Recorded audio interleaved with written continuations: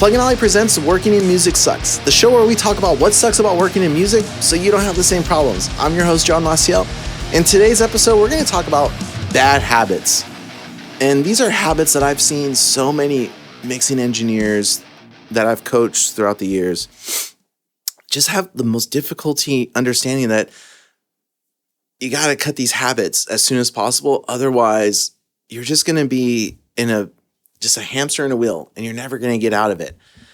And this first one might be a little controversial. I don't think it is anymore, but it's because it's one way we are all taught to do one thing that we're always going to do in every single mix. But this specific thing, I've always seen hurt more mixers than actually help them at developing their ears.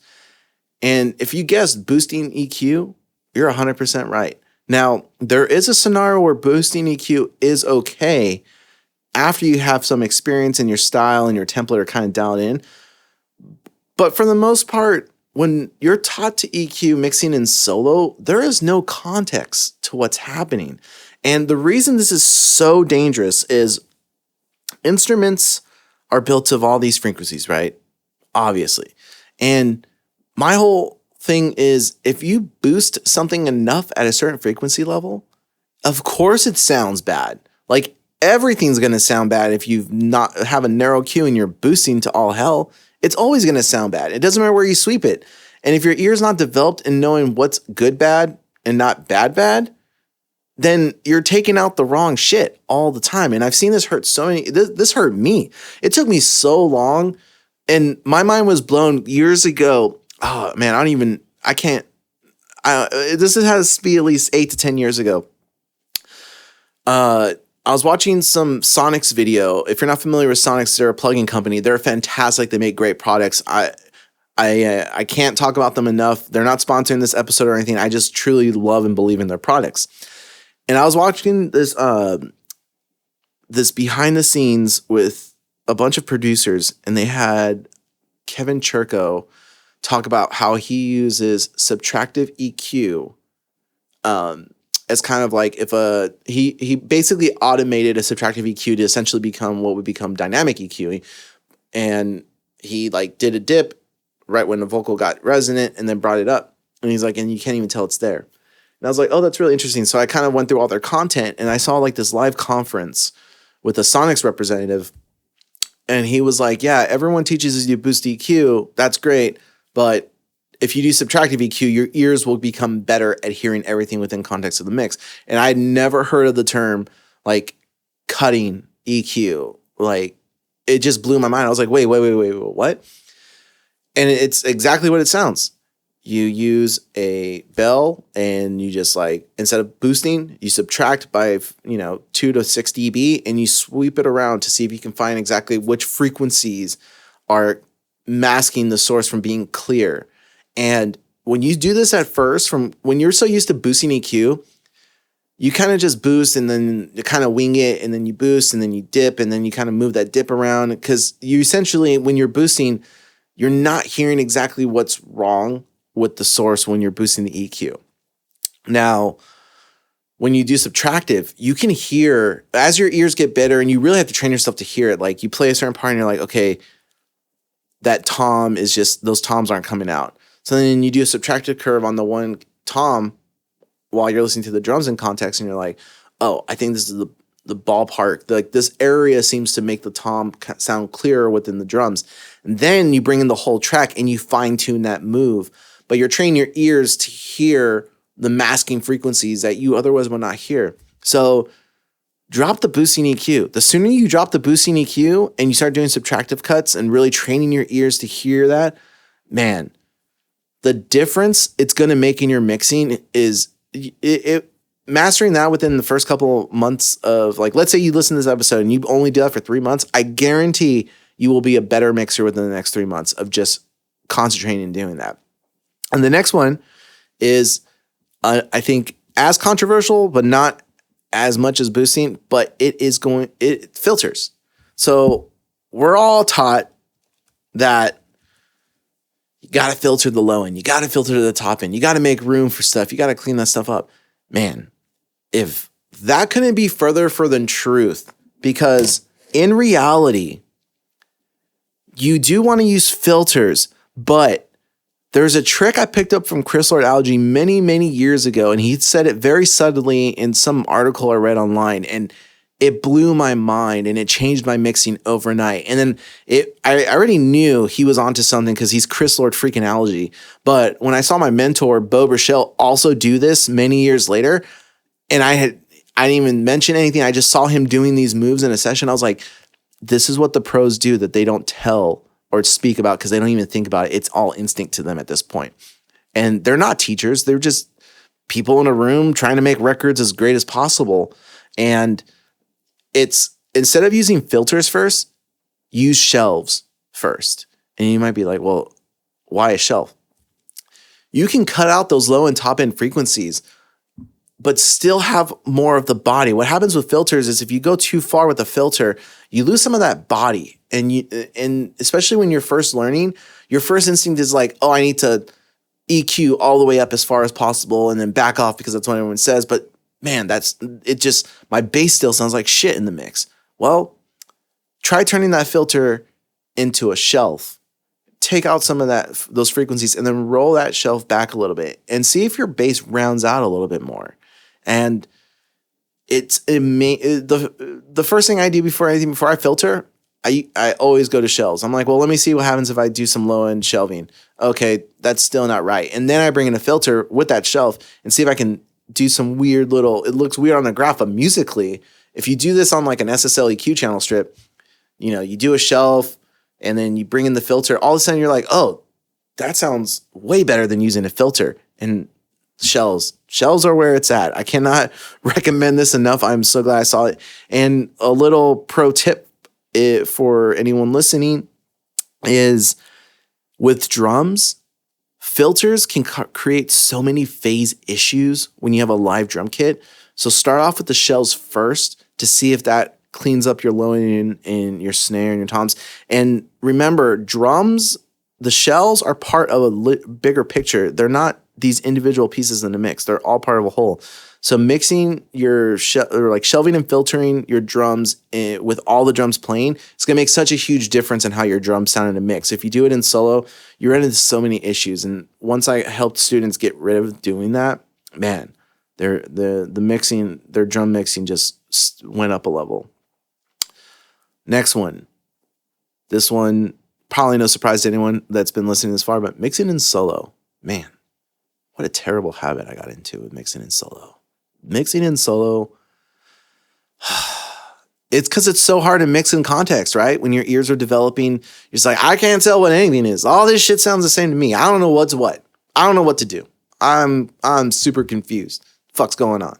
Yeah, I felt the same. I felt the same way. Samesies. But mixing in solo, and I hate when I see any educational platforms like, yeah, just throw it in solo. It's like, no, like that is going to harm someone's journey in mixing if you tell them to like isolate it and then fix a problem. There's other ways to do this that are so much better. Besides the shelving and the subtractive EQ, another good practice when instead of mixing in solo, something I like to do is if I can tell something's wrong with the instrument, I actually like to bring the volume up on that fader or use a trim plugin or something to just bring that up and put it above everything else and kind of pinpoint within the context of the mix what sounds too loud on that source. And it does take time to get your ears used to like, oh, that 400 hertz is like really what's sounding wonky there. And then put a subtractive EQ on there and just kind of bring it down and then bring it back to zero and then bring it back up in the mix and see if that is telling a difference. But mixing in solo, if you're doing it for drums and guitars, it's like, yeah, in solo it can sound pretty cool, but then in the context of mix, it's like, it doesn't sound that great. Now, there is a caveat to this, and it's once you have put in the hours and you have the experience, when you see a pro mixer go into solo, it's not because they're mixing in solo, it's because they know what the issue is. They just need to go in solo to isolate where that area is and then take it out. And they're very quick about it. And then they get back in the context of the mix and then they refine that within the context of the mix. But their system is dialed in and they can know instinctively, like, something's not right here. Let me just solo so I can just like concentrate on what I'm hearing, because they hear that sound and now they need to go find it. And when they throw it in solo, they're just pinpointing, okay, that sound was right here. That's what I was hearing. And they fix it and they go back into the mix. It's not they're mixing in solo to mix in solo because they don't know what the problems are. It's because they know what the problems are. So now they're going in with a magnifying glass. And it's two completely different thought processes that go into that. So stay out of mixing in solo, which leads into the next one. Stop compressing in solo. Just stop. If you're doing it, I'm telling you right now, it's the worst habit. It took me so long. All these are habits that I had myself. And once I got out of them, I was just like, I wish someone would have said this to me. I wish someone would have told me, because my mixes suck and I don't know why. Oh, this is why they suck, because I'm doing all these things counter to what I've read in magazines or I've seen on other, not so good YouTube tutorials and things of that nature. The reason you don't want to compress in solo is because compression is creating a movement in the envelope that the compressor introduces, right? So a compressor is creating movement, or it's confining movement. It's whatever you're trying to do with the dynamics, it's doing something to those dynamics.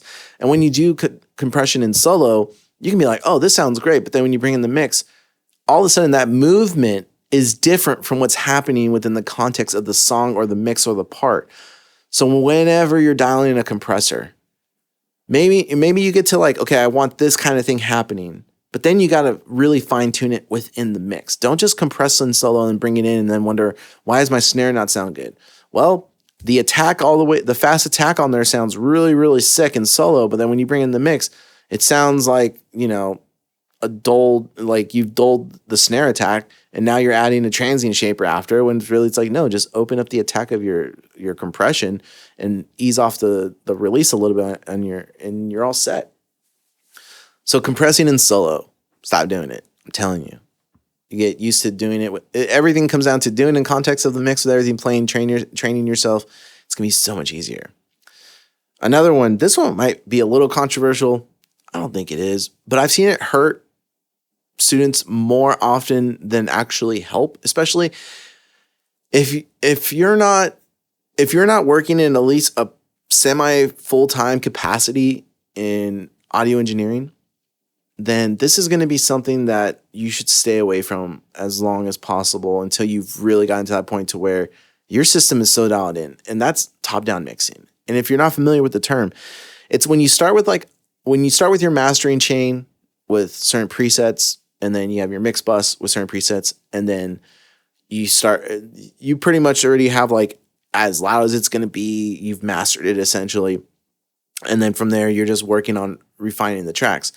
The reason this harms so many beginning mixers is they get lost in the context of like, how much boosting is too much boosting, how much compression is too much compression. And they start overcooking everything. And they start over EQing because they just like, the context of everything is lost. Just because you've made something like release ready loud and you've kind of used a preset to make it sound polished doesn't mean you know exactly where the problems lie.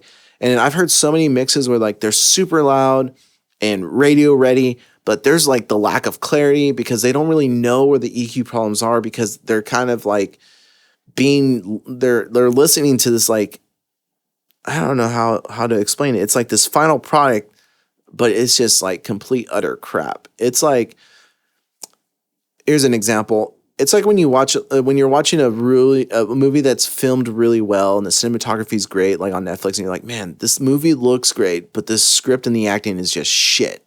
Like everything looks, the cinematography, the lighting, the camera work, this thing looks like a major motion picture, but the script and the story suck, the editing's terrible, and the actors just can't act. That's essentially what's happening when you're doing top-down mixing and you're not doing it right.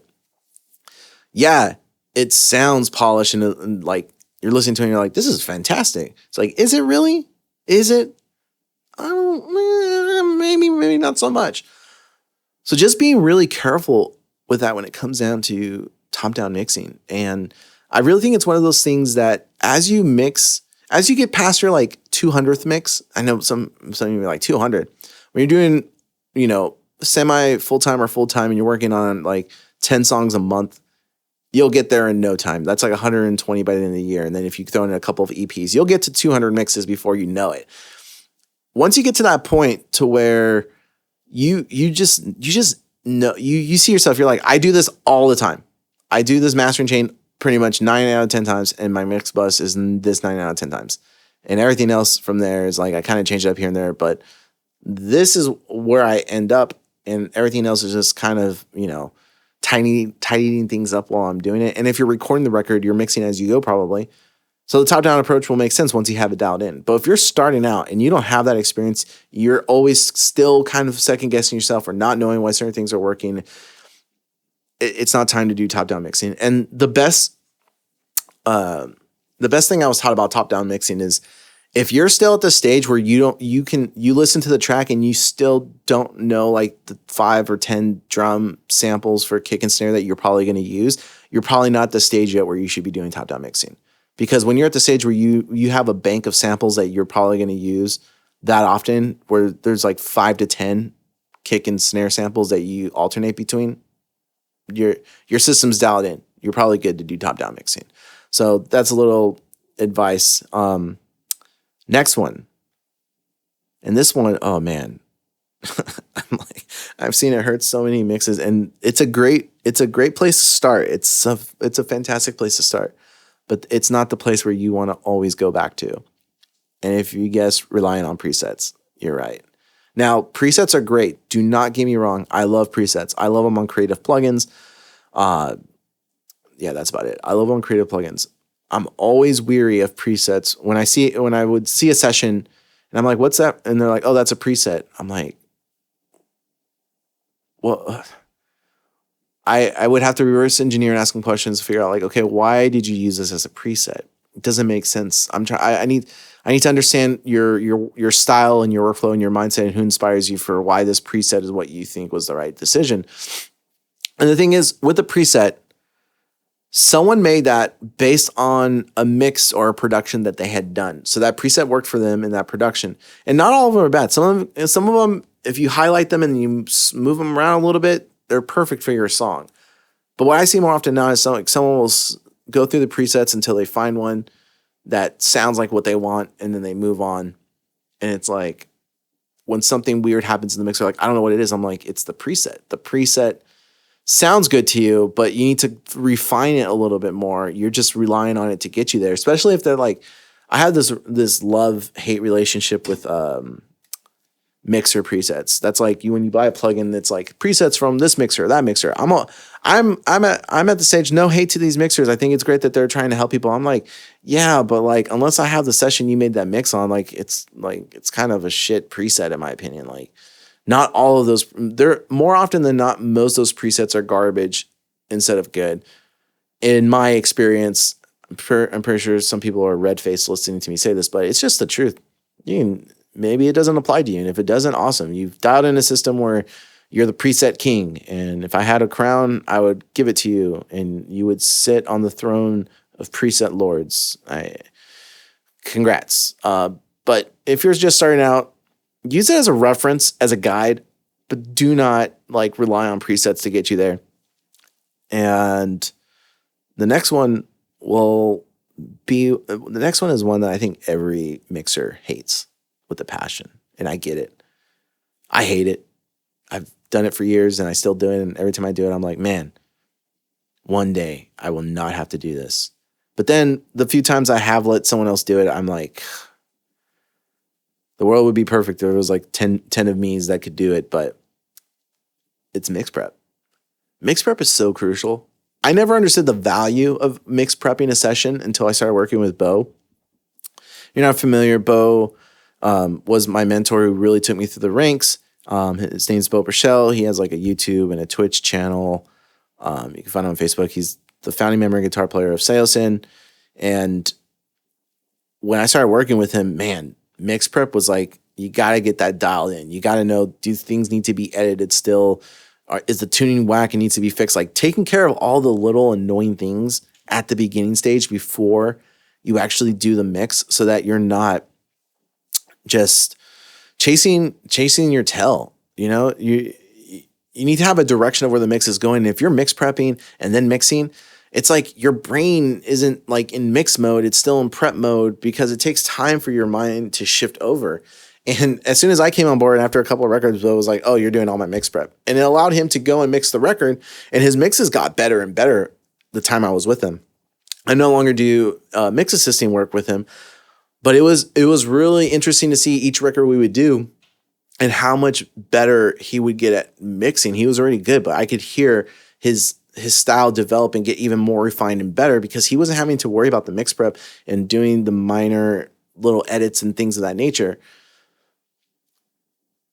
Now, that said, when he was doing the mix prep, it's like he would have to separate it. He would have to separate it from one day to the other if the schedule allowed. There are some times when you just got to do prep and mix at the same time just because you got to get a record done, right?